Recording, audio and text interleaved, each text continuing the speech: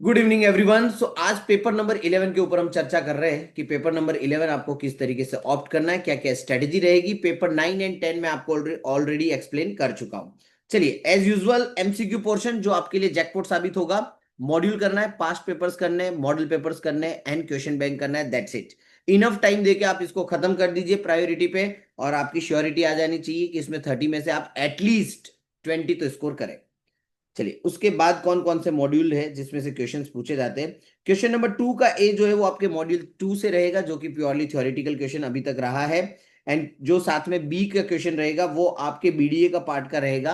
That means module number 9 10 11 में से इसमें से हर साल क्वेश्चन पूछा जाता है। फिर क्वेश्चन नंबर 3 ऑनवर्ड्स आपके प्रैक्टिकल स्टार्ट होते हैं, जिसमें क्वेश्चन नंबर 3 के एंड में मॉड्यूल 3 का टूल्स फॉर फाइनेंशियल एनालिसिस में प्रैक्टिकल सवाल पूछा जाता है। मोस्ट प्रोबेबल है कि इस बार रेशियो पूछा जाए।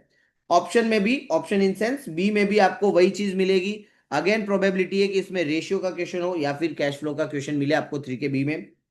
4 का ए जो होगा अगेन आपके मॉड्यूल 3 से बिलोंग करता है। प्रोबेबिलिटी है कि फंड फ्लो हो सकता है या फिर कंपेरेटिव या फिर कॉमन साइज, इसमें से कोई एक क्वेश्चन हो सकता है।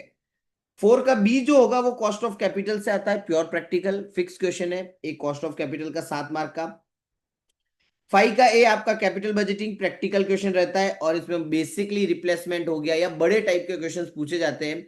ठीक है, सो ये थोड़ा हैवी क्वेश्चन रहता है क्वेश्चन नंबर 5 का ए। लेकिन क्वेश्चन नंबर 5 का बी जो है वो आपके कैपिटल बजटिंग का बेसिक क्वेश्चंस जो होते हैं, पेबैक पीरियड फाइंड आउट करो, आईआरआर फाइंड आउट करो या फिर एनपीवी फाइंड आउट करो, उसके ऊपर होता है। मॉड्यूल 6, क्वेश्चन नंबर 6 का 6 में क्वेश्चन आता है आपके मॉड्यूल 6 से वर्किंग कैपिटल, जिसमें बेसिकली ए वाला जो क्वेश्चन होता है वो हमारा नेट वर्किंग कैपिटल से होता है, और बी वाला क्वेश्चन भी वर्किंग कैपिटल से ही है। उसमें receivable management, inventory, cash management के क्वेश्चन होने के चांसेस रहते हैं। क्वेश्चन नंबर 7 जो होगा आपका वो आपका module 7 financing decision of firm से होता है। ए और बी दोनों इसी मॉड्यूल में से आते हैं, जिसमें चांसेस है कि लेवरेज पूछा जाए आपको 7 के ए में से, और 7 के बी में मोस्ट प्रोबेबल है कि डिविडेंड पॉलिसी का क्वेश्चन हो। कैपिटल स्ट्रक्चर थियरीज जो है वो अभी तक इतनी पूछी नहीं गई है। एंड मॉड्यूल 8 आपका प्योरली थ्योरेटिकल क्वेश्चन रहेगा, जिसमें बीडीए की थियरी होगी, जिसमें आपको ए और बी में 9 10 11 करना है। यहाँ पे ए मेंशन करना रह गया मेरा। ठीक है, ए में भी आपके कौन से क्वेश्चन रहने वाले हैं, तो मॉड्यूल नंबर 9 10 11 के ही क्वेश्चन होंगे वहां पे। 8 का तो बेसिकली नहीं होता, 9 10 11 के होने के चांसेस सबसे ज्यादा रहते हैं। ठीक है, ये तो हो गया पेपर पैटर्न, कौन कौन से मॉड्यूल में से क्या पूछा जाता है। अब आते हैं हम हमारे मेजर पार्ट में, कि भाई जिनको थियरी से ज्यादा लव एंड अफेक्शन है। क्वेश्चन 2 का ए मॉड्यूल 2 से, बहुत ही छोटा मॉड्यूल तो नहीं बोल सकते, बट ठीक है 5 10 क्वेश्चन आप अच्छे से प्रिपेयर कर लो। साथ में आप मॉड्यूल 9 10 बीडीए का कोई भी क्वेश्चन कर लो, मतलब मॉड्यूल 9 10 अच्छे से कर लो तो एक क्वेश्चन आप उसमें से ऑप्ट कर पाओगे। फिर आपको क्वेश्चन नंबर 8 प्योरली थ्योरेटिकल मिलेगा, जिसमें आपको बीडीए का क्वेश्चन करने रहेंगे। ठीक है, उसके अंदर आपको जो आपकी स्टडी नोट नंबर है 9 10 11 या फिर 8 जो है उसमें से पूछा जा सकता है। ठीक है, बट एफएम के पेपर में प्रॉब्लम क्या है, आपके पास थ्योरी में ज्यादा स्कोप नहीं है। आप ज्यादा से ज्यादा 21 मार्क की थ्योरी, 21 मार्क्स की थ्योरी जो है वो आप ऑप्ट कर पाओगे। इसलिए आपको मैंडेटरी कुछ प्रैक्टिकल चैप्टर्स करने पड़ेंगे। तो अगर आपको थ्योरी में ज्यादा लव एंड अफेक्शन है तो साथ में दो सस्ते वाले कौन से वो चैप्टर है जो आप कर सकते हो, तो that is module 4 and module 6। Module 4 आपका कॉस्ट ऑफ कैपिटल है 7 मार्क्स का, एंड मॉड्यूल 6 जो है आपका वर्किंग कैपिटल है, जो आपका पूछा जाता है क्वेश्चन नंबर 5 में नहीं, ये पूछा जाता है आपको क्वेश्चन नंबर 6 में। ठीक है, क्वेश्चन नंबर 6 में ये क्वेश्चन हमारा आता है वर्किंग कैपिटल के, दो क्वेश्चन आपको पूछे जाएंगे। ठीक है, तो मॉड्यूल 6 आप अच्छे से कर लो। तो यहाँ पे जिनको थ्योरी के अंदर ज्यादा ग्रिप है उनको साथ में ये दो क्वेश्चन जो है मॉड्यूल के करने रहेंगे। ये 7 मार्क्स का रहेगा, ये हमारा 14 मार्क्स का रहेगा। यहाँ पे आप क्वेश्चन नंबर 8 जो है वो 14 मार्क्स में स्कोर कर सकते हो, और यहाँ पे भी 14 मार्क्स। पर ध्यान रखना, थ्योरी में आपको फुल मार्क्स मिलने के चांसेस कम रहते हैं। So as I said, theoretical questions के अंदर आप हेड पॉइंट अच्छे से करो, क्योंकि जब मार्किंग होती है तब हेड पॉइंट्स को भी कंसीडर किया जाता है। ठीक है, जिनको प्रैक्टिकल पे ज्यादा ग्रिप है वो पहले, सबसे पहले अपना मॉड्यूल 3 कर लेवे, क्योंकि मॉड्यूल 3 जो है हमारा टूल्स फॉर फाइनेंशियल एनालिसिस, वो लगभग लगभग 21 मार्क्स का पूछा जाता है। ठीक है, अगर आप मॉड्यूल 3 कर देते तो क्वेश्चन नंबर 3 में आप 14, और क्वेश्चन नंबर 4 के ए में 7। बी में जो है आपका क्वेश्चन वो कॉस्ट ऑफ कैपिटल से आता है, 7 मार्क आप इसमें आराम से स्कोर कर सकते हो। 5 का जो AB है वो अपने कैपिटल बजटिंग से होगा, 6 का जो AB है वो हमारा वर्किंग कैपिटल से होगा, और 7 वाला हमारा फाइनेंसिंग डिसीजन से होगा। सो थ्योरी करने की आपको जरूरत नहीं पड़ेगी, प्रैक्टिकल पूरा अच्छे से कर लीजिए, आप ये 5 क्वेश्चन ऑप्ट कर पाओगे।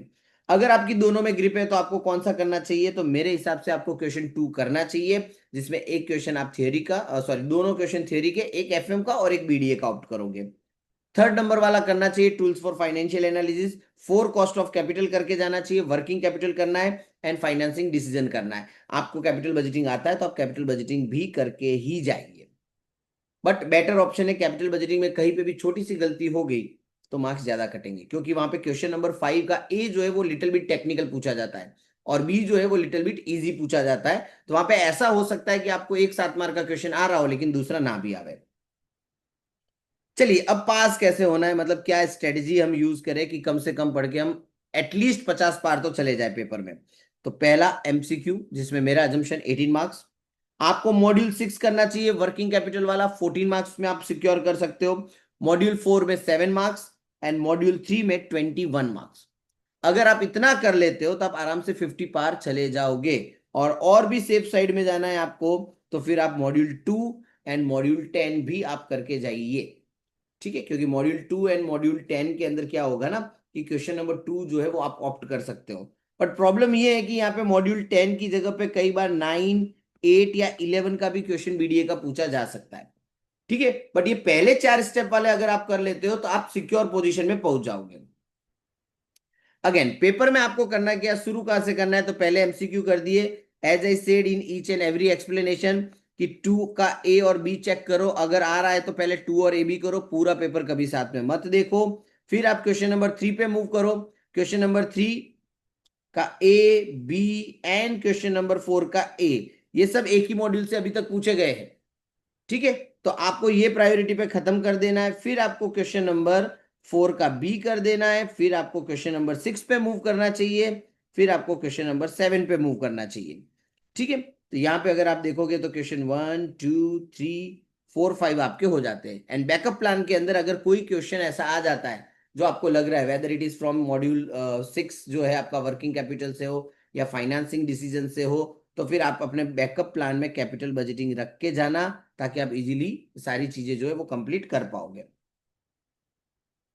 ठीक है। सो एफएम में आपको इतना ध्यान रखना है और ज्यादा कुछ नहीं, एफएम का पेपर वैसे भी बहुत इजी होता है, आप एक बार के लिए बीडीए नहीं करोगे तो चलेंगे। आपको कौन से मॉड्यूल पे ज्यादा फोकस करना है वो मैंने आपको बता दिया, मॉड्यूल 6, मॉड्यूल 3, मॉड्यूल 7, ये आपके लिए सबसे ज्यादा जैकपॉट है। बैकअप प्लान में आप हमेशा अपने पास कैपिटल बजटिंग रखिए, और थोड़े बहुत जो है बीडीए के प्रैक्टिकल चैप्टर्स के अगर आप हेड पॉइंट देख पाओ तो वेल एंड गुड है, ठीक है। Is it clear? चलिए इन द नेक्स्ट वीडियो मैं आपको बताऊंगा मैनेजमेंट अकाउंटिंग में आपको क्या करना चाहिए, ओके।